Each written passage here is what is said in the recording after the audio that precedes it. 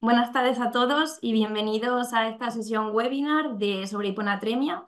Esta tarde vamos a contar con tres verdaderos expertos en la materia. La sesión va a estar moderada por el doctor Gerardo Sáenz de Navarrete Rivera, jefe del Servicio de Endocrinología y Nutrición del Parque Universitario de San Juan de Dios, del Sant Boi de Llobregat, que le voy a dar paso ya para que pueda hacer la introducción a la sesión y dar también paso a los ponentes. Espero que os sea de gran utilidad y que disfrutéis mucho la sesión.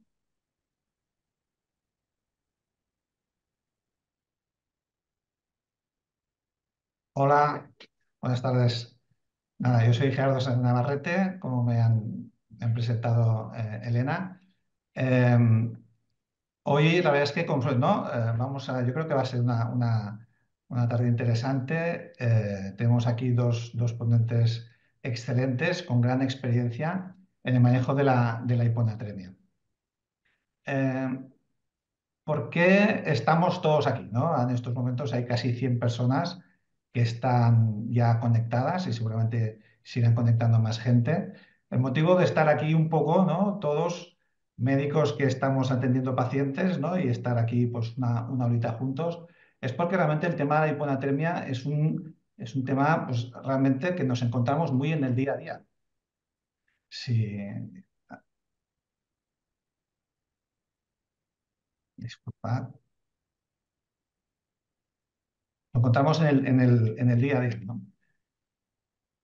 Si vemos los datos un poco de las principales alteraciones hidrocolíticas, tanto en los pacientes ingresados como en los pacientes eh, de consultas externas, vemos que la hiponatremia es la principal de ella. Puede llegar los datos a bien hasta el 10% de los pacientes ingresados con niveles de sodio por debajo de 135 y con niveles de sodio por debajo de 130 estaríamos hablando de casi el 7%. Eso lo que nos obliga es a tener unos conocimientos, ¿no? Bien sedimentados, bien sólidos, tanto para el diagnóstico, que no siempre es sencillo, como al posible tratamiento, ¿no? Entonces, ¿y cuál es el perfil del paciente? Pues, como bien conocéis, suelen ser ya pacientes añosos, el cual con una gran fragilidad. Y esa gran fragilidad es un poco lo que vamos a comentar en una de las charlas de hoy por parte del doctor Juan Carlos Ferrer. El doctor Juan Carlos Ferrer es endocrino del Hospital General de Valencia, que forma parte del grupo de agua, de neurohipófisis de la SEN, con amplia experiencia en el manejo de la hiponatremia, tanto intra como extrahospitalaria, y nos va a hablar sobre todo, pues eso, ¿no? De una situación compleja, en el cual, ¿no? El paciente anciano, con sus propias características, ¿no? Y sobre todo, ¿no? Con su grado de desnutrición y todo. Entonces, esto es un paciente realmente que no es nada sencillo y hay que tener, ¿no? los conocimientos bien claros. Y las características de este grupo de pacientes, sobre todo, son pacientes que están polimedicados. Precisamente Gemma Rodríguez, endocrinóloga del Hospital Universitario de Santiago, que es consultora de diabetes del hospital y no únicamente de diabetes, sino de alteraciones hidroelectrolíticas, precisamente tiene una consulta específica para atenderlos a nivel ambulatorio y que tiene amplia experiencia también en este grupo de pacientes con hiponatremia. Y ella lo que nos va a hablar es tanto del diagnóstico y el efecto que tienen los fármacos en la hiponatremia. Entonces nos encontramos con unos ponentes realmente que sobre todo lo que tienen es mucha experiencia en este ámbito y les explico un poco cómo irá. Las sesiones son las dos sesiones, son entre 20 y 25 minutos y después de las sesiones tendremos unos 10 minutos para contestar preguntas que desde ahora os animo a realizar en el mismo momento de la presentación. Así que en principio nada más, Juan Carlos, cuando quieras.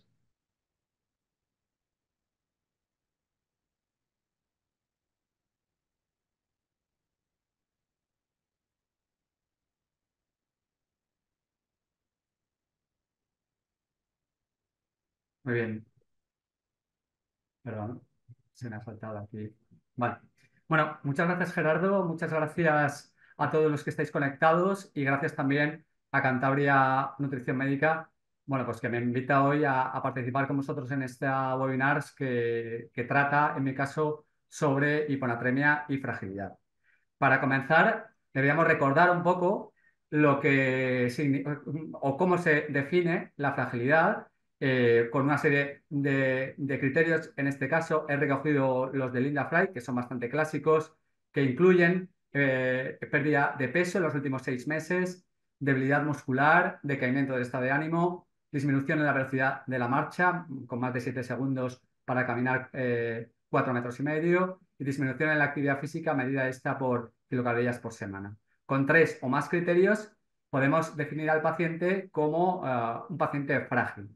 Como veis, entre estos criterios no está la edad. A mí me hubiera gustado poder, digamos, diferenciar la fragilidad de la edad, pero es cierto que en la literatura médica hay una tendencia clara a identificar fragilidad con el paciente añoso. Por tanto, el paciente mayor va a ser el objeto de esta presentación. Hay definiciones aún peores que la de fragilidad, pero yo me quedo, no obstante, con esta señora que tiene su propia página web donde promueve una vejez saludable y en esta ocasión nos dice que fragilidad no es lo mismo que vejez, ¿no? En cualquiera de los casos, para hablar de fragilidad debemos de ponernos en un contexto de alteraciones no solamente patológicas, sino también de la esfera psicosocial, donde pues, hay algunos términos que nos van a ser muy conocidos. Desde luego está el envejecimiento, están las múltiples enfermedades, está la anorexia, la malnutrición y finalmente la sarcopenia, el deterioro cognitivo, la comorbilidad y finalmente la hospitalización, porque no cabe duda que estos pacientes son mayoritariamente los que ingresan en los servicios médicos fundamentalmente de los hospitales. Hablando ahora de hiponatremia, no podemos olvidar también que es en el paciente mayor donde hay más riesgo no solamente de ingresar por hiponatremia, como veis en esta gráfica, sino también de presentar hiponatremia durante la hospitalización. Y también es en ese paciente mayor de más de 70 años en el que nos podemos encontrar con hiponatremias más graves que entre los pacientes más jóvenes. ¿Por qué se produce o por qué esta tendencia del paciente mayor a presentar hiponatremia? Vamos a ver otras causas, pero también hay unas variables fisiológicas propias del envejecimiento y que incluye pues, bueno, un deterioro orgánico, una disminución en algunas funciones. Entre ellas hay cambios renales, hay cambios hormonales y hay cambios también en la ingesta de agua. Entre los cambios renales, por todos es conocido el declive del filtrado glomerular, pero hay otras cosas como por ejemplo el empeoramiento, el defecto progresivo en la reabsorción del sodio a nivel renal y también una respuesta inadecuada a la ADH. Hay cambios hormonales con un incremento en la secreción de algunos péptidos natriuréticos, una alteración en la producción de aldosterona y una respuesta inapropiada a la ADH, como digo. Y también en cuanto a la ingesta de agua, lo que se produce es una disminución en la percepción de la sed. Esto conduce a una disnatremia porque la propia sed ya no es capaz de controlar lo que se bebe, sino que el paciente corre riesgo de no beber suficiente y deshidratarse, pero también de que se le diga que tiene que beber más de la cuenta y tampoco tiene ese control, como digo, de la sed. Si os hablo de que es una entidad que está relacionada con la edad y que conlleva un riesgo incrementado de discapacidad, hospitalización, complicaciones postoperatorias y mortalidad, podríamos estar hablando de fragilidad, pero también podríamos estar hablando de hiponatremia. Y vamos a intentar relacionar, asociar ambas en los próximos minutos. Para empezar, este es un estudio que incluye casi 9.000 personas mayores a las que se les estudia la fragilidad utilizando este índice y como podéis ver, entre aquellos pacientes que presentaban una mayor fragilidad, había también una proporción mayor de pacientes que presentaban disnatremia, tanto hiponatremia como hipernatremia, pero sobre todo hiponatremia. Este sería el retrato robot de una unidad geriátrica, en este caso es un artículo en el que incluyen más de 700 personas, 2/3 mujeres, con una edad muy avanzada, 86 años, entre 4 y 5 enfermedades por paciente, casi 7 fármacos por cada uno de ellos, un índice de fragilidad realmente incrementado y un porcentaje de hiponatremias que en este caso es del 16%. El sodio medio de estos pacientes ingresados era de 130. Y entre aquellos pacientes que habían ingresado por caída, la posibilidad de presentar hiponatremias leves era de 2 a 3 veces mayor que aquellos pacientes ingresados por otros motivos. Por tanto, vamos a encontrarnos con un paciente que es mayor, que además tiene varias enfermedades, algunas de ellas que pueden producir hiponatremias, bueno, pues entre otras, hiponatremia por SIADH, enfermedades pulmonares, enfermedades cerebrovasculares, también insuficiencia cardíaca. Es un paciente también polimedicado. Entre los fármacos que suelen llevar están los diuréticos, los antidepresivos y otros fármacos que también actúan en la esfera cognitiva, y están todos esos cambios homeostásicos que ya hemos comentado y que están asociados a la edad más avanzada. Pero también hay otro aspecto fundamental y sería el de la nutrición.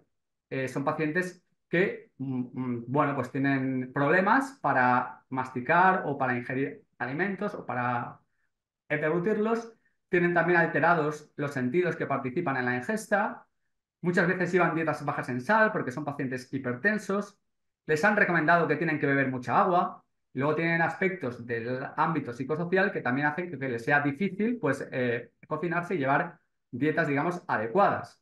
Por tanto, al final lo que nos encontramos es con un paciente mayor que suele llevar una dieta que es, digamos, abundante en líquidos y baja en sal y en proteínas. Podríamos, yo a veces siguiendo el ejemplo anglosajón de la dieta del té y las pastas, podríamos decir que es la dieta del café con leche con galletas, ¿no? Que es lo que más les gusta a las personas mayores. La relación entre hiponatremia y malnutrición se ha publicado últimamente en la literatura, en varias revisiones.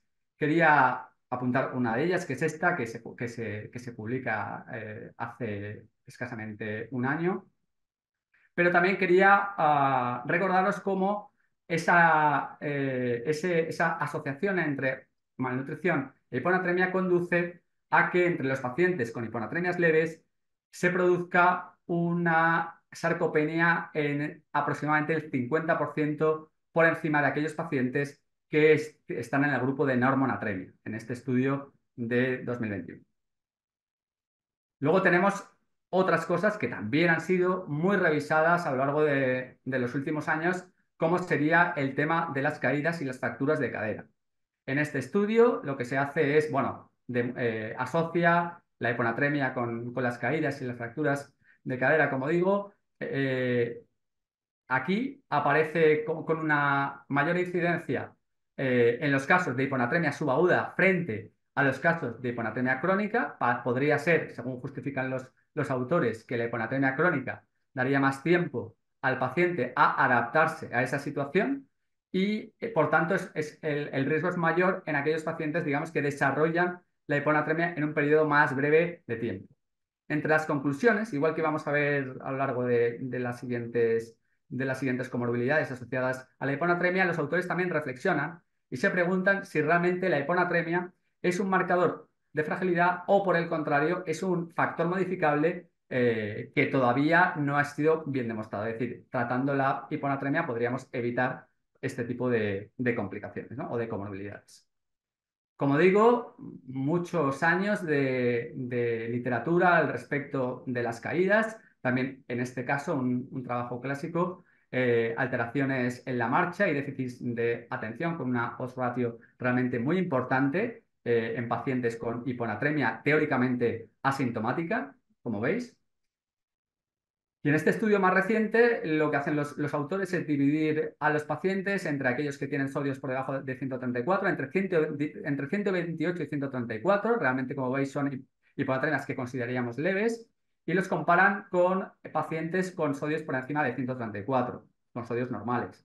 y lo que detectan es que en toda el área cognitiva, pues los pacientes con hiponatremia puntúan peor, tienen más enlentecimiento cognitivo, problemas de concentración, confusión, diplopia, mareos, caídas, etc. Aquí a la derecha podéis ver la clásica imagen del paciente con un sodio de 130, la marcha del paciente con un sodio de 130 y cómo se corrige parcialmente cuando el paciente tiene un sodio ya de 139.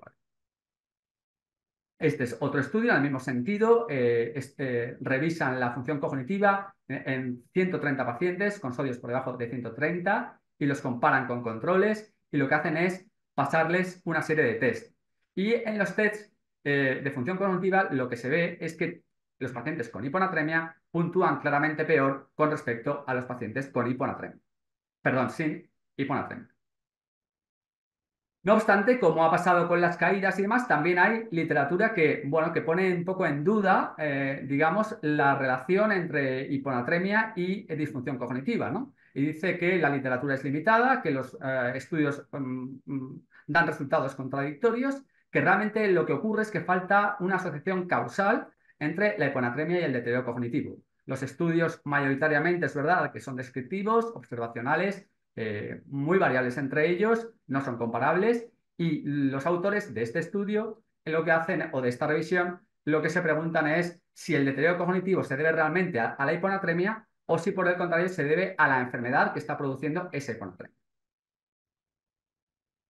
Otra comorbilidad asociada a la hiponatremia y a la edad avanzada es la osteoporosis. Este tema fue ampliamente revisado por mi compañero Jorge Ruiz del grupo del AGUA recientemente, hace unos meses, y no me quiero entrar aquí demasiado, sí simplemente recordaros este trabajo clásico de Vervalis en el que someten a ratas a tratamiento con desmopresina y una dieta líquida induciendo hiponatremia y lo que pueden comprobar es una desmineralización ósea cuando lo comparan con aquellos animales que llevaban una dieta sólida, aunque también llevaban tratamiento con desmopresina. Como veis, pues las ratas hiponatrémicas claramente tenían una disminución en la densidad mineral ósea. Los propios autores en ese mismo artículo lo que hacen es revisar una cohorte de casi 34.000 personas a las que se les había realizado densitometría y lo que ven es que los pacientes con hiponatremia pues tienen un incremento en la incidencia, en la prevalencia de osteoporosis, ¿no? Y este sería un trabajo más reciente que también en el mismo sentido lo que hace es asociar la hiponatremia con un incremento en la osteoporosis en las fracturas de cadera fundamentalmente, ¿no?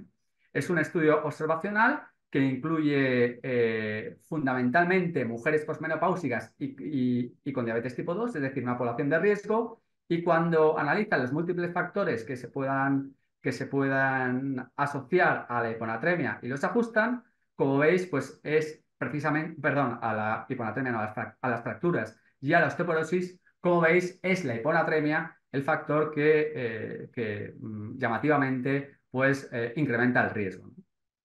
O se asocia a un mayor riesgo. Por tanto, lo que tenemos es que la hiponatremia, tanto aguda por el edema cerebral y el aumento de la presión intracraneal, como la crónica por todas las comorbilidades de las que hemos hablado, la inestabilidad, las alteraciones cognitivas, la desmayalización ósea con osteoporosis, pero también incluso por una posible rápida corrección del sodio, conduce a un incremento en la morbilidad. Por tanto, son pacientes de riesgo alto de presentar, pues como veis, hospitalización. Pero también, cuando se analiza la mortalidad y a estos pacientes ingresados por hiponatremia se les sigue en el tiempo, lo que se ve es que hay un incremento en la mortalidad, un descenso en la supervivencia comparados con los grupos, con el grupo que tiene un sodio normal, ¿eh? Incluso llama la atención que en este trabajo es precisamente la hiponatremia menos grave la que se asocia de una manera más llamativa a esa disminución en la supervivencia. Los autores dicen aquí que es que probablemente estos pacientes están infradiagnosticados e infratratados, mientras que las hiponatremias más graves están, digamos, más identificadas y se tratan con mayor frecuencia. Vamos a pasar ya a aspectos diagnósticos. Es muy importante, como sabéis, en la hiponatremia etiquetarla bien, como hipervolémica, euvolémica e hipovolémica para poder administrar el tratamiento adecuado. Eh, para identificar bien al paciente a veces no es fácil, y hacen falta una serie de aspectos clínicos, pero fijaos como los aspectos clínicos que tenemos que valorar en estos pacientes, en el caso del paciente mayor y con fragilidad, es más difícil todavía, porque muchas veces son pacientes hipertensos, muchas veces, bueno, la movilidad está complicada, con lo que el ortostatismo nos va a servir, tienen alteraciones ya propias de la edad que hacen que otras exploraciones, como la presión venosa yugular o el signo ocular, sean más difíciles de valorar. Datos como la urea, la creatinina o el ácido úrico, que pueden estar disminuidos en el paciente con SIADH, son pacientes que también tienen de base un deterioro muchas veces del filtrado glomerular. Y el sodio urinario, pues también depende del momento, cuando es puntual, depende del momento en el que se pida y no siempre va a ser diagnóstico. Por tanto, es más difícil en estos pacientes llegar pues, a un diagnóstico adecuado. Y aquí hace falta, bueno, pues experiencia y revisar todas estas cosas y en ocasiones, pues tener paciencia y no esperar con una única foto llegar al diagnóstico, sino ir siguiendo al paciente pues día a día, analítica a analítica. Desde luego, en nuestro entorno, en el ámbito en el que yo me muevo y supongo que muchos de vosotros, y en el paciente con fragilidad, la hiponatremia más frecuente se debe a las tiazidas en primer lugar y al SIADH también, ¿no? Yo creo que son las dos causas más frecuentes. También estaría la insuficiencia cardíaca congestiva, sobre todo cuando hay un mal uso de diuréticos o un síndrome cardiorrenal. Bien, os presento un caso simplemente porque veáis un ejemplo de esto que os estoy comentando, ¿no? Un caso que fue una interconsulta, no es un ingreso que ingresara con nosotros, sino que se nos hizo la interconsulta y os la leo tal cual. Se nos interconsulta por esta mujer de 87 años ingresada por ictus isquémico que presenta un sodio de 126, con antecedentes patológicos, hipertensión arterial, dislipemia, osteoporosis. Es dependiente para actividades básicas, vive con familiares, camina con andador, dieta más bien triturada, varias caídas en los últimos meses, una tensión arterial habitual de 140, 150, 80 y entre los tratamientos que lleva olmesartán con hidroclorotiazida, 12,5 miligramos y otros fármacos denosumab para la osteoporosis con calcio y vitamina D, atorvastatina y también trazodona y lorazepam. A su llegada a urgencias tiene una tensión arterial que podemos considerar, bueno, pues en límites de la normalidad, no consta como que esté deshidratada, destaca en ese momento un sodio de 127 y se tardan 24 horas en solicitar una orina puntual que muestra un sodio urinario de 28 y un potasio urinario de 19. Cuando se revisa el histórico de la paciente, vemos que ya presenta cifras de sodio durante el último año y medio de alrededor de 130. Bueno, pues este es digamos, el perfil de paciente con que nos encontramos con mucha frecuencia. Me gustaría contaros el SIADH asociado al carcinoma microcítico de pulmón o a la eslicarbazepina, pero realmente esos SIADHs puros están pasando a un segundo plano y nos encontramos con pacientes con muchos factores y que, bueno, tenemos que tratar. En el tratamiento, pues bueno, os recuerdo un poco las guías, que realmente no hay cambios con respecto a los pacientes sin fragilidad. Creo que hay que tener algunos aspectos a tener en cuenta que ahora os comentaré, pero os recuerdo las guías clínicas. Arriba tenemos la guía europea, que ya tiene algunos años. Es una guía que básicamente trata a los pacientes bien por gravedad del sodio por debajo de 125 o por la sintomatología grave. Si coexiste cualquiera de estos dos, pues recomiendan el uso de suero salino hipertónico, y cuando el paciente tiene un sodio entre 125 y 135 o bien no tiene síntomas, recomiendan la restricción hídrica o, en su caso, la urea comenzando con un sobre 1 o 2 veces al día y después ir ajustando. Bien, es una guía que yo creo que está un poco anticuada. A mí me gusta mucho más el documento de consenso que que publicamos en la Sociedad Española de Endocrinología, donde los casos de hiponatremia euvolémica los diferencia entre SIADH grave, SIADH grave con fórmula de FURS, ya sabéis, sodio urinario más potasio urinario partido por sodio plasmático por encima de 0,5, o bien en pacientes desnutridos o cuando se prevé que no va a haber adherencia a restricción de líquidos, comenzar directamente con fármacos, tolvaptan 7,5 miligramos o urea 15 miligramos al día, con un control 24 horas y entonces decidir. Y cuando el SIADH es menos grave, es decir, una fórmula de FURS por debajo de 0,5, no coexiste desnutrición y el paciente se puede adherir a la restricción de líquidos, entonces hacer restricción que debe de ser 500 centímetros cúbicos por debajo de la diuresis que haga el paciente. Y si no se corrige al menos 2 mililitros en 24 horas, entonces ya pasaríamos a los fármacos.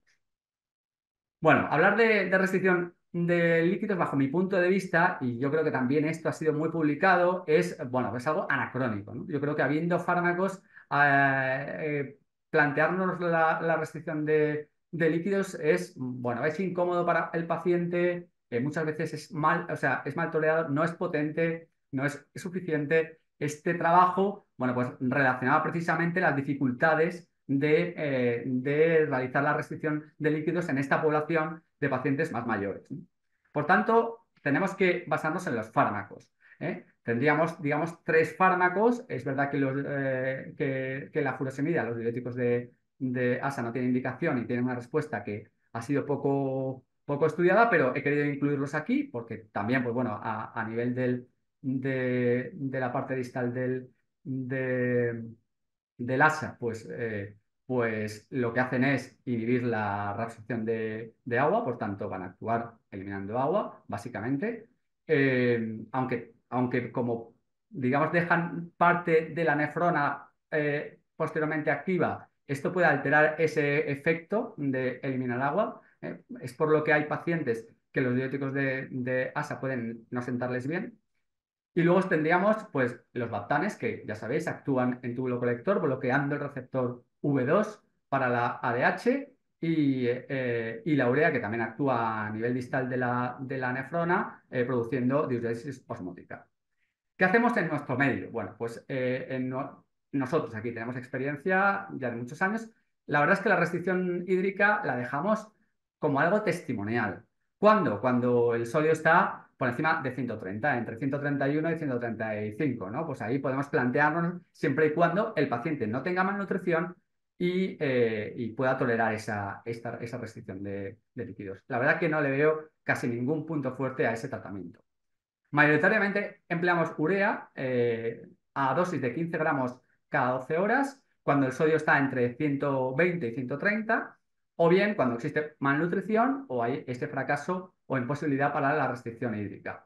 Nos parece un fármaco que es seguro, que permite modificar dosis hasta 60 gramos al día, y entre quizá los puntos débiles que podríamos encontrar es que algún paciente puede tolerarlo regular desde el punto de vista gastrointestinal, y luego tendríamos que para algún paciente a lo mejor no es suficientemente potente, ¿eh? Es por lo que dejamos, digamos, para el siguiente escalón tolvaptan. No siempre es el siguiente escalón, pero sí que muchos pacientes estamos probando primero urea. Cuando fracasa urea, es decir, cuando el sodio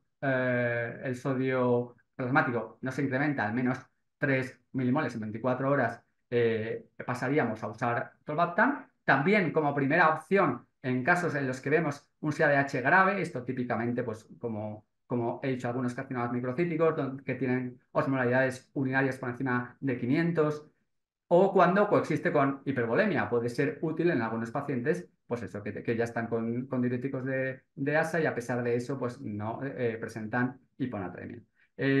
Tolvaptan es un fármaco potente, pero también es verdad que obliga a un control más estricto porque nos hemos encontrado con más casos de sobrecorrección. Bien, sabemos que en cuanto a la sobrecorrección, sabemos del sodio, sabemos que estos pacientes pues asocian con mucha frecuencia malnutrición. Eso nos va a obligar a ser un poco más cautos a la hora de corregir la anatremia y no deberíamos de superar los 8 milimoles en 24 horas. El tratamiento de la sobrecorrección creo que es conocido por todos, no cambia aquí nada. Sería desmopresina media, una ampolla que se puede repetir cada 8 horas, o bien suero glucosado a una dosis que oscila entre 500 y 800 centímetros cúbicos en 4 horas y luego hacer un control de natremia. Otros tratamientos a tener en cuenta, bueno, los aportes de sal en los pacientes hiponatrémicos. Si aumenta la tensión habrá que tratarlos, pero hay que darles sal en las comidas, entre 1 y 2 gramos. En los pacientes que tienen hipopotasemia hay que tratar la hipopotasemia, porque ya sabéis, el intercambio sodio-potasio. Y finalmente, algo más importante que quizá hacemos menos énfasis es el tema de la ingesta proteica. Esto que os presento aquí es una prueba de concepto que realmente la traigo como anécdota porque son muy poquitos pacientes, son pacientes ambulatorios con un sodio de partida de 131 y a los que a 17 de ellos se les da suplementación proteica y a 10 pacientes se les da urea. Bien, la suplementación proteica consiste en 90 gramos de proteínas al día y la urea se administra 15 gramos cada 12 horas. La conclusión es que los pacientes a los 7 días presentan un sodio similar. Se ha incrementado 3 milimoles litro. ¿Qué os puedo comentar aquí? Bueno, creo que es una exageración tratar a los pacientes con 90 gramos de proteínas, pero lo que sí que creo es que independientemente de que pongamos la urea, debemos de garantizar el soporte proteico a todos nuestros pacientes, ¿vale? Al final, las proteínas acaban metabolizándose en urea y van a dar también ese efecto de hidrosis osmótica. Otros aspectos a tener en cuenta tanto en el paciente hospitalizado como en el paciente ambulatorio. En el paciente hospitalizado, evitar sueros hipotónicos, en especial glucosado, hipotónico, pero también recordaros que para algunos pacientes hasta el suero fisiológico puede ser hipotónico. Entonces hay que monitorizar cuando ponemos un suero a estos pacientes con tendencia a la hiponatremia. Desde luego hay que monitorizar las natremias y tratar la hiponatremia igual que hacemos con otras comorbilidades en nuestros pacientes hospitalizados.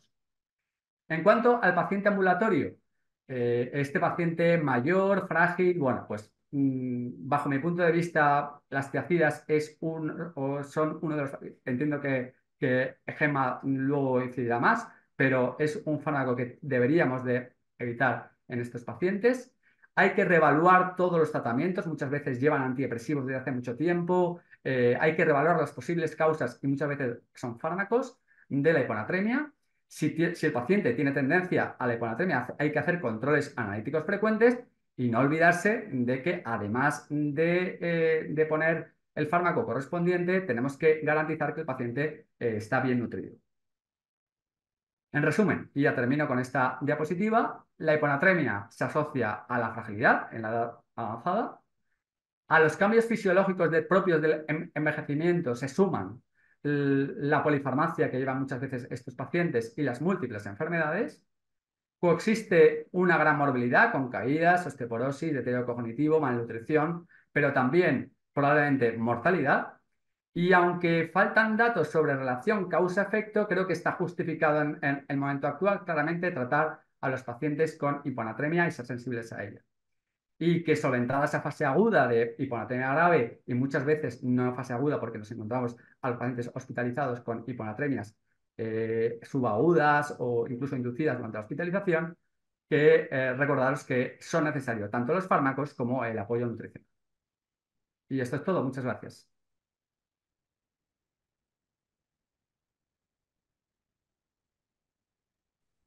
Muchas gracias, Juan Carlos. Ha sido francamente muy interesante esta revisión que has hecho.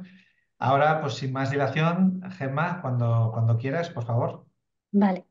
Hola, buenas tardes a todos y me sumo a los agradecimientos de mis compañeros.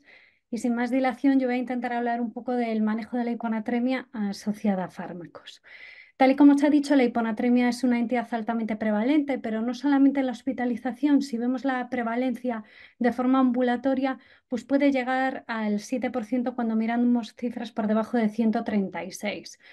Pero no solamente nos debemos de centrar en esa hiponatremia más severa, que todo el mundo tiene el concepto de que aumenta la tasa de mortalidad, sino que hiponatremias leves, sodios por debajo de 134, también se asocian a mayor mortalidad. Y de hecho, los niveles de natremia, la hiponatremia, se comporta en relación a la mortalidad con una curva en J, de tal modo que si los niveles subían por encima de 140, aumentaba la mortalidad, pero si bajaban de 140, incluso esos valores que casi nadie les hace caso, de 135, 134, también se asociaban a mayores tasas de mortalidad.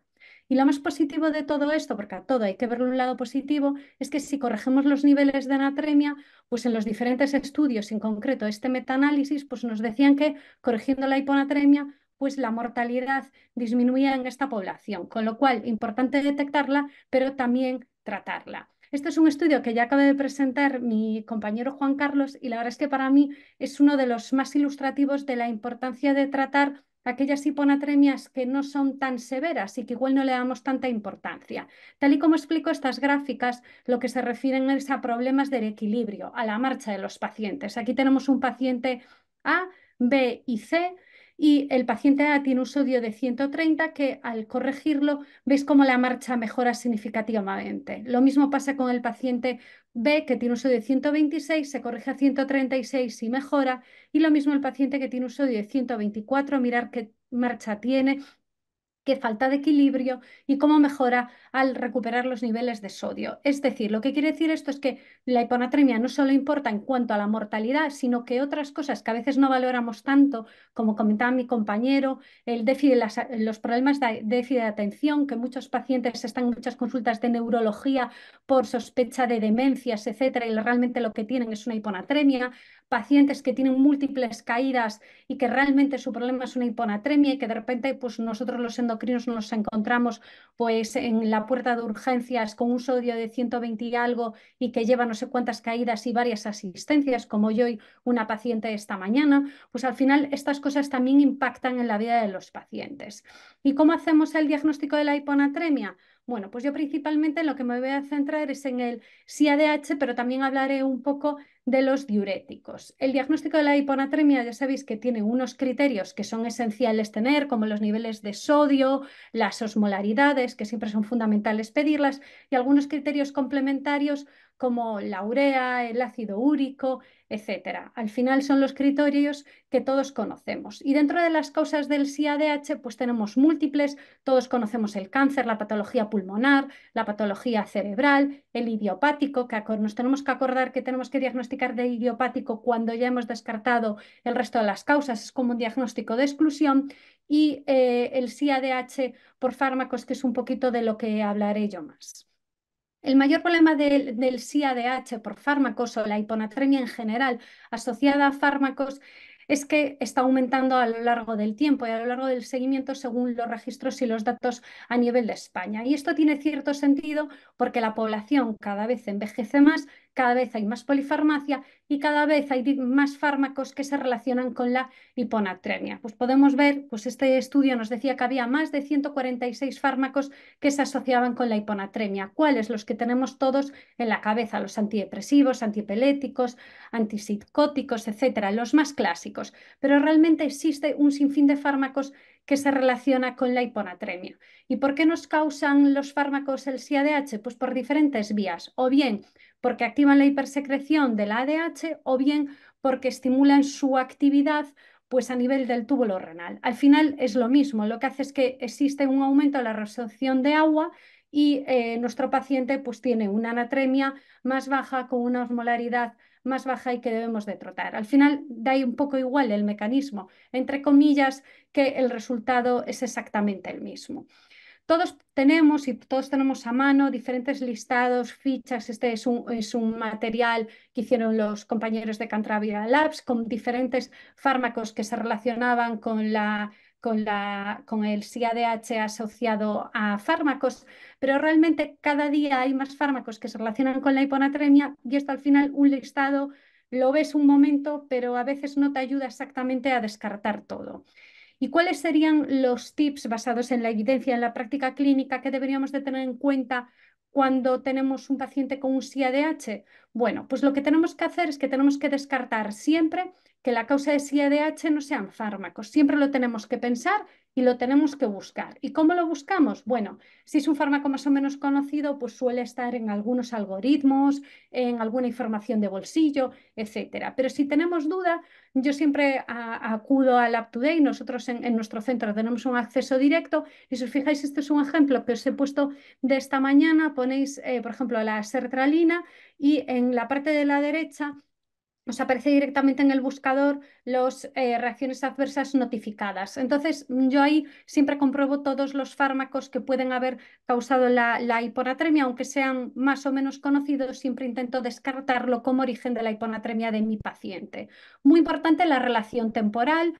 Es muy importante ver la prescripción del fármaco, el evolutivo de las natremias de nuestro paciente, de tal modo que si la hiponatremia apareció hace 2 meses, si un fármaco posiblemente causante de hiponatremia lo empezó hace 5 años y estuvo bien hasta hace 2 meses, es poco probable que la causa principal de ese SIADH sea un fármaco. Suele tener una relación temporal bastante estrecha. En cuanto a los fármacos, si el fármaco es esencial, si nuestro paciente está estable, si está bien con ese tratamiento y no le causa ni hiponatremia grave, no controlable, pues si es esencial, no retirar, mantenerlo y tratar. En el caso de que lo podemos retirar, pues retiramos el fármaco con seguridad y si se resoluciona la hiponatremia, deberíamos de poner una alerta para evitar reintroducción en la medida de lo posible.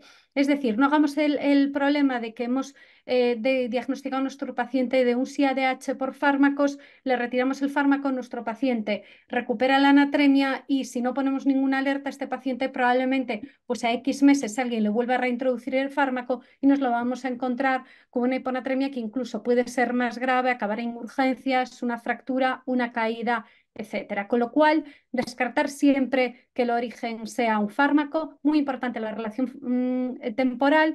Si es esencial, no es necesario retirarlo, salvo en ciertos casos muy puntuales de hiponatremias muy severas. Y si tras la retirada se resoluciona, siempre poner que ese fármaco le causó un SIADH y que no sería ideal volverlo a reintroducir. Dentro de todo el pool de fármacos, ya comentó mi compañero Juan Carlos, la guerra de las tiacidas y la hiponatremia. De hecho, ahora mismo, antes de empezar la reunión, le comentaba que esta mañana tuvimos una paciente que acudió a urgencias esta noche con un sodio de 109 y es una hiponatremia por tiacidas que se empezó hace menos de un mes. Con lo cual es una entidad altamente prevalente. De hecho, se dice que hasta el 14% de los pacientes ambulatorios tratados con tiacidas tienen hiponatremia y este riesgo se multiplica por 4 si los pacientes son de mayor edad. La causa de la hiponatremia puede ser una hiponatremia hipovolémica o volémica, dependiendo de cómo se comporte. Y lo más importante es que estos pacientes tienen alto riesgo de síndrome de desmielinización osmótica porque suele cursar con hipopotasemia y a veces en el hecho de que si el origen de la hiponatremia es el fármaco, una vez que lo retiras, inmediatamente la hiponatremia se corrige rápidamente cuando le retiras la causa, con lo cual tienes riesgo de una corrección rápida. ¿Qué tips tenemos que tener de tiacidas e hiponatremia? Pues que suele ocurrir en las primeras semanas de inicio del fármaco. De hecho, si tienes un paciente que sospechas o que crees que es un paciente que puede tener alto riesgo de tener una hiponatremia por tiacidas, igual sería bueno recomendarle repetir una analítica para ver que no le causa hiponatremia. Si la hiponatremia aparece más tarde, a meses vista de haber empezado la tiacida, pensar que hay otras causas de la hiponatremia y si se suspende el fármaco 2 o 3 semanas, si se resoluciona, pues el origen es esto. Y lo más importante de todo, porque yo ya he visto algún paciente con una hiponatremia grave por tiacida, que se le suspende, se va de alta y vuelve a ingresar y vuelve a acudir otra vez a urgencias con una hiponatremia grave por una reintroducción de la tiacida. Y en este caso, en el caso de las tiacidas, sí indicar que una contraindicación absoluta, empezar de nuevo este tratamiento por el riesgo de una hiponatremia grave. ¿Y cómo vamos a abordar la hiponatremia cuando vemos que la hiponatremia es por fármacos? Pues realmente como una hiponatremia de cualquier otro origen, un SIADH de cualquier otro origen. Sabemos que la hiponatremia la clasificamos en leve, moderada y severa en función de los síntomas, pero sí es cierto que los niveles de sodio, esos niveles de sodio por debajo de 120, son los que nos ponen el tip de que estamos ante una hiponatremia grave. En el caso del tratamiento de la hiponatremia grave, no hay duda, es el suero salino hipertónico. Da igual que el origen de la hiponatremia sea una tiacida, sea un fármaco, que aún no tengas muy claro cuál es el origen, lo que más marca son los síntomas del paciente y la situación de urgencia vital que está viviendo nuestro paciente. En cuanto al tratamiento, pues bolos de suero salino hipertónico, perfusión continua, dependiendo de la gravedad de los síntomas y sobre todo con el protocolo que vosotros os encontréis más cómodo. Al final, siguiendo los protocolos, pues existe menos riesgo de que nos equivoquemos y siempre un manejo hospitalario. En el caso en que estamos ante una hiponatremia no grave, secundaria a fármacos, en el contexto de un SIADH por fármacos, pues ya tenemos diferentes opciones de manejo. Si es factible, suspender el fármaco y reevaluar en 2 o 3 semanas. También eso depende de la gravedad de la hiponatremia. Si no es factible suspender el fármaco, pues debemos de tratar esa hiponatremia y a veces pues podemos decir que tenemos un SIADH por X fármaco y que lo hemos decidido tratar y no retirar porque el paciente por su situación pues de depresión o cualquier otra patología se encontraba bien y estable con ese fármaco y no se desea suspender. ¿Cómo lo tratamos? Con restricción hídrica, con las mismas limitaciones que comentó nuestro compañero, siempre viendo las limitaciones de la restricción hídrica según la fórmula de Furst, pero independientemente de eso, son poblaciones de edad avanzada y que la restricción hídrica muchas veces no es muy factible. El otro fármaco es el tolvaptán. El mayor problema es que, a no ser que haya un protocolo específico, a nosotros en nuestro centro nos exigen el ingreso hospitalario para iniciar el tratamiento. Existe el riesgo de una corrección rápida, el seguimiento tiene que ser muy estrecho, aunque sí es cierto que es la opción más potente. Como alternativa a ello, la urea. La podemos manejar de forma hospitalaria o ambulatoria. La corrección es más lenta y no precisa un seguimiento tan estrecho como nos indican en la ficha técnica del tolvaptán. La mayor crítica a la urea que teníamos siempre es que evidentemente no tiene ensayos clínicos como teníamos con el tolvaptán y recientemente se publicó esta revisión sistemática que incluía 23 estudios de pacientes con SIADH tratados con urea. Un sodio medio de 125 al inicio y un aumento medio en las 24 horas de 5 milimoles, con lo cual más o menos es lo que estamos acostumbrados a ver en la práctica clínica. Los efectos adversos, pues el sabor del propio fármaco y lo que nos deja más tranquilos que en ningún caso es síndrome de desmilinización osmótica. ¿Y qué es lo que concluye en esta revisión? Pues que la urea puede ser un tratamiento efectivo, seguro y que no es tan costoso y que puede ser una buena alternativa para el tratamiento de la hiponatremia. Y en este caso, ¿cuál es nuestra experiencia desde el año 2019?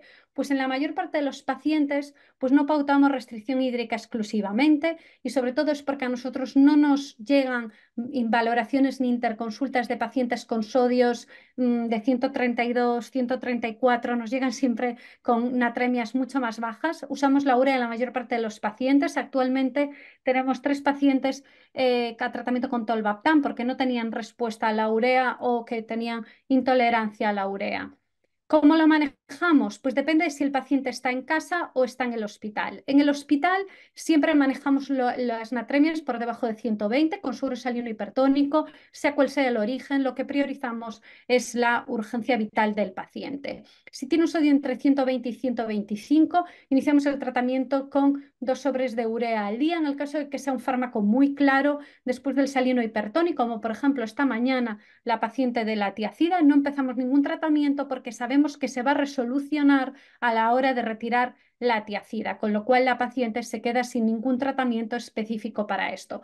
En el caso de que sospechamos sea un fármaco y tiene que continuarlo, empezamos con el tratamiento tal cual lo he indicado. Si el sodio es de 125 a 130, generalmente siempre empezamos con 2 sobres al día, aunque luego ajustemos a 1 sobre al día y ya estamos tranquilos y lo podemos hacer de forma ambulatoria, siempre teniendo en cuenta la sintomatología del paciente, individualizando. Cuando el sodio está por encima de 130, solemos pautar 1 sobre de urea al día, pero esto es el menor de los pacientes porque la mayor parte de ellos nos interconsultan con natremias mucho más bajas.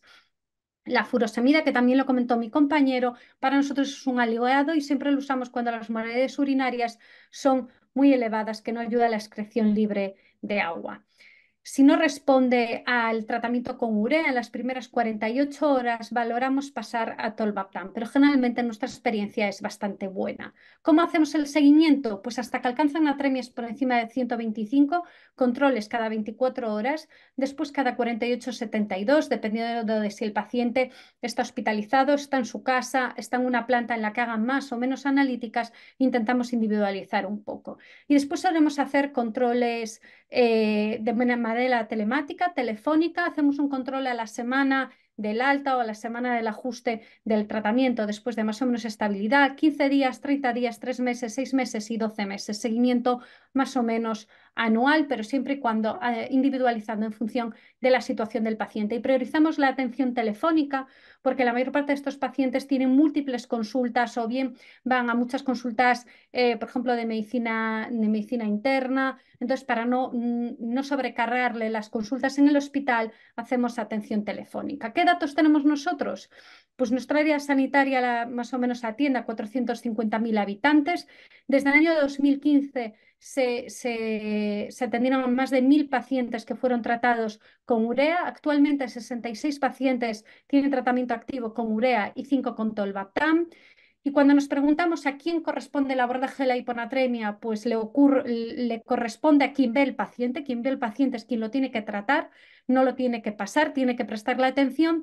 Y en el caso de nuestro centro, pues el 67% del abordaje de la hiponatremia la realiza endocrinología, pero realmente la puede abordar cualquier especialista que esté implicado y que vea al paciente con la hiponatremia. Lo importante es detectarla y tratarla. En nuestro caso, el 54% de los pacientes son varones, una edad media muy avanzada, ya veis, 76 años, 7% de las causas de este SIADH era por fármacos, el 71% de los tratamientos se iniciaron durante el ingreso hospitalario, el 28% necesitaron previo a otras terapias suelo salino e hipertónico.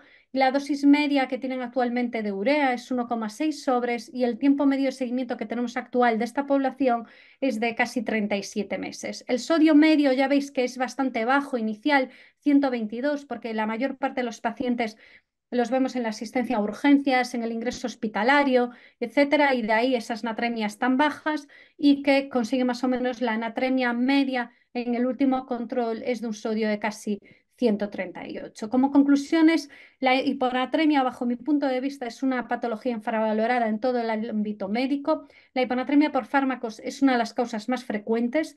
Dentro de la búsqueda del origen de la hiponatremia, siempre debemos de descartar los fármacos.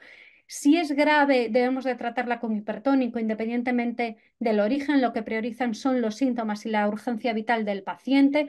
Si la sospecha es que la causa es un fármaco y es factible suspenderlo, se puede hacer y reevaluar en 2 o 3 semanas. Si no se puede suspender, debemos iniciar un tratamiento, pues bien restricción hídrica, urea, tolvaptan, sobre todo basado en la práctica clínica de cada uno, y que el tratamiento con la urea es una opción bajo nuestra propia experiencia y bajo los datos publicados. Es una opción segura, eficaz, que no precisa una monitorización estrecha y a nosotros, al menos en la interconsulta, nos permite ponerla hoy y ver al paciente a la semana siguiente en la consulta. También permite dar altas rápidas. Si os fijáis, un tercio de los pacientes que tenemos actualmente con urea precisaron suero salino hipertónico, es decir, estaban ingresados en el hospital. Tratamos una hiponatremia grave, la corregimos, le dimos el alta y le hicimos un seguimiento ambulatorio en la consulta. Y sobre todo recordar de nuevo que la hiponatremia es el trastorno hidrolítico más frecuente, que nuestro deber es diagnosticarla y tratarla y que con ello salvaremos vidas. Y nada más, muchas gracias por vuestra atención. Muy bien, pues muchas gracias a los dos, tanto Juan Carlos como a Gemma. La verdad es que hay varias preguntas. Yo, antes que empezar las preguntas del chat, me gustaría preguntaros, porque esto, el doctor Villabona, que es un doctor ahora ya jubilado, pero que trabaja en el Hospital de Bellvitge, en mi centro de referencia, él siempre insistía mucho en que el paciente al alta tenía que estar con sodios normales, ¿no? Le hablaba de normales, pues de 136, ¿no? No sé si hay que ser tan estrictos, pero vosotros, ¿qué es lo que recomendáis y qué es qué margen tenemos, ¿no? Porque también hay mucha presión asistencial, sobre todo ¿no? de los compañeros clínicos, ¿no? ¿Cómo lo veis vosotros? ¿Cuál sería el objetivo al alta? Bueno, contesto yo primero. Depende de la situación clínica del paciente, claro. No es lo mismo que el paciente sea un paciente encamado, en silla de ruedas. Ese paciente no tiene riesgo de caídas, fracturas, porque al final bueno, el desequilibrio, etcétera, no lo tiene, porque no se va a movilizar. Entonces, en ese paciente, bueno, podemos ser un poquito más laxos.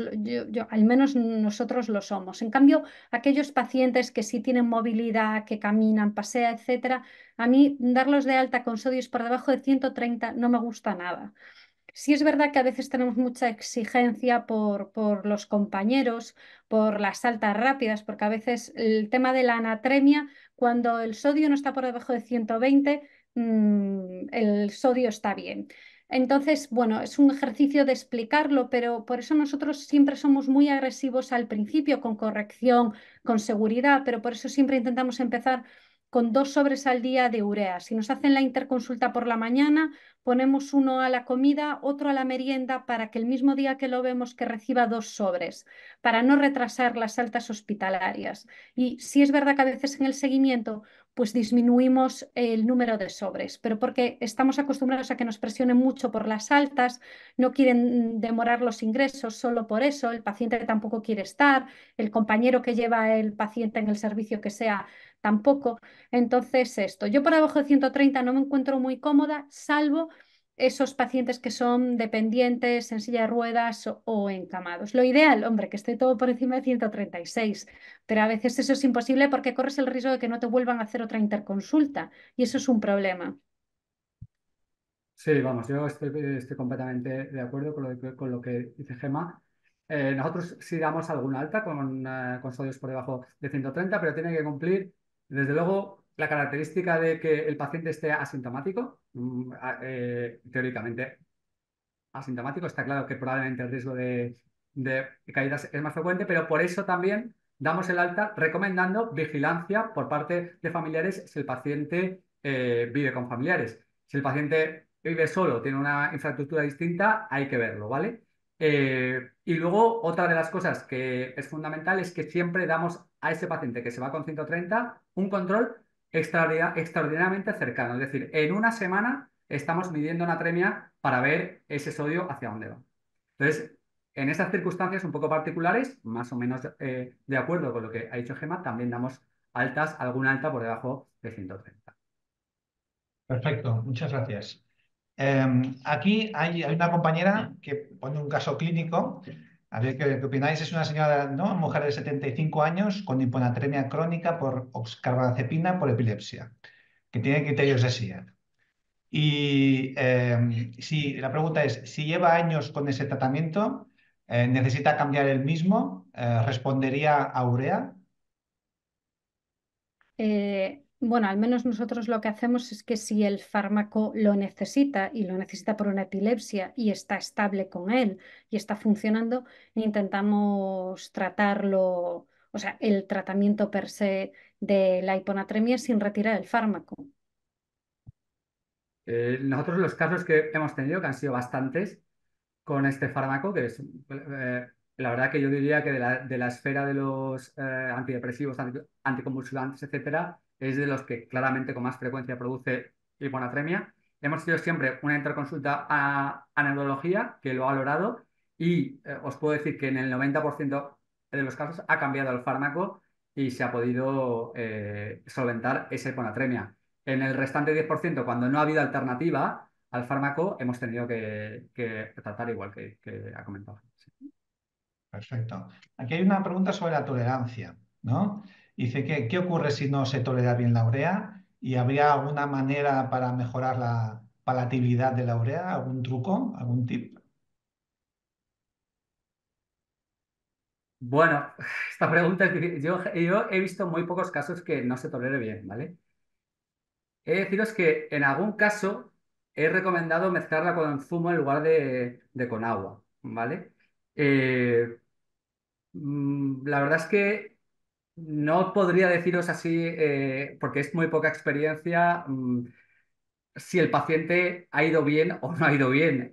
Yo creo recordar, porque fue hace tiempo ya, como digo, es poco frecuente que nos encontramos con esto.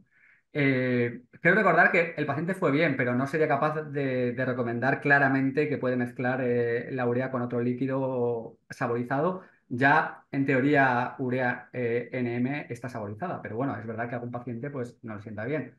Eh, Yo antes bueno, de que estuviese saborizada, sí que sobre todo la enfermería de la planta, que es una savia, te enseña muchas cosas y ellas tienen sus trucos.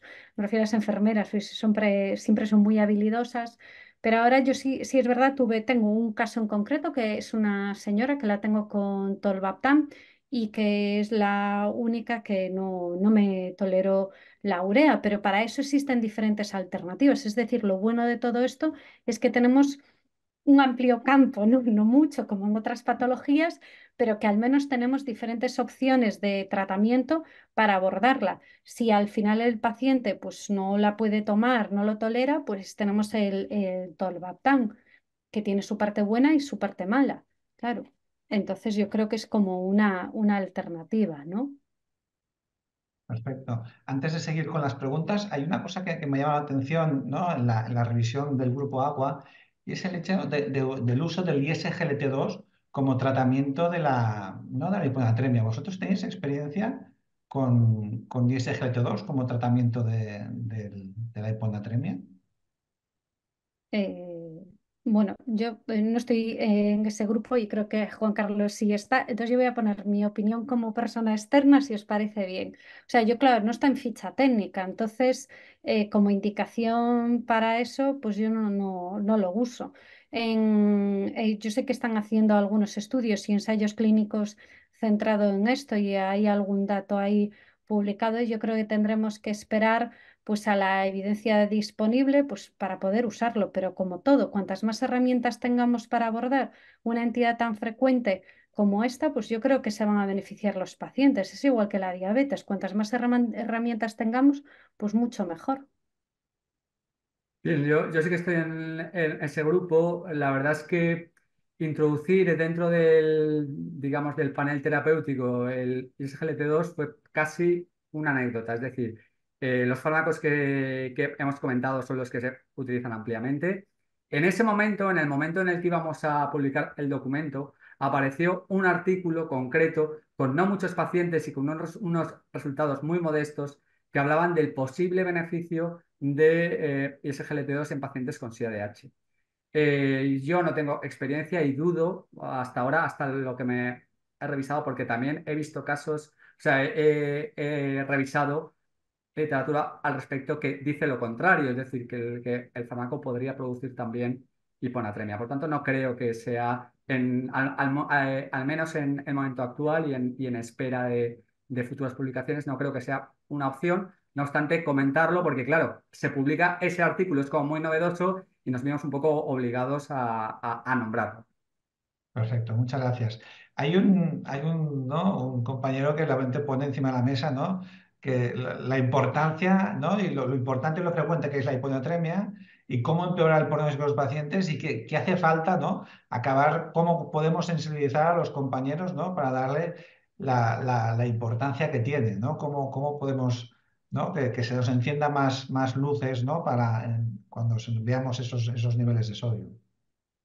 Bueno, yo creo que, entre otras cosas, estamos aquí precisamente para eso.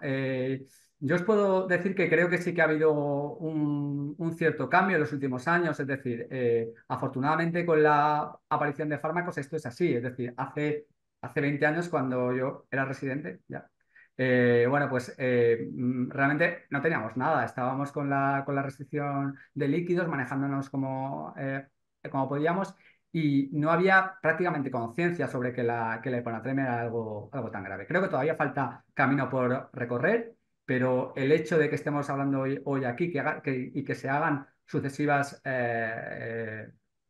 sesiones, cursos, etcétera, y este trabajo que vamos haciendo detrás, yo creo que está haciendo bueno, que claramente exista un cambio en la tendencia. ¿Qué falta? Pues como en muchas cosas, sí. Perfecto, tanto. Hay una pregunta del doctor Gómez que pregunta, ¿cómo y cuándo retirar la urea una vez puesta? ¿Qué le podríais comentar?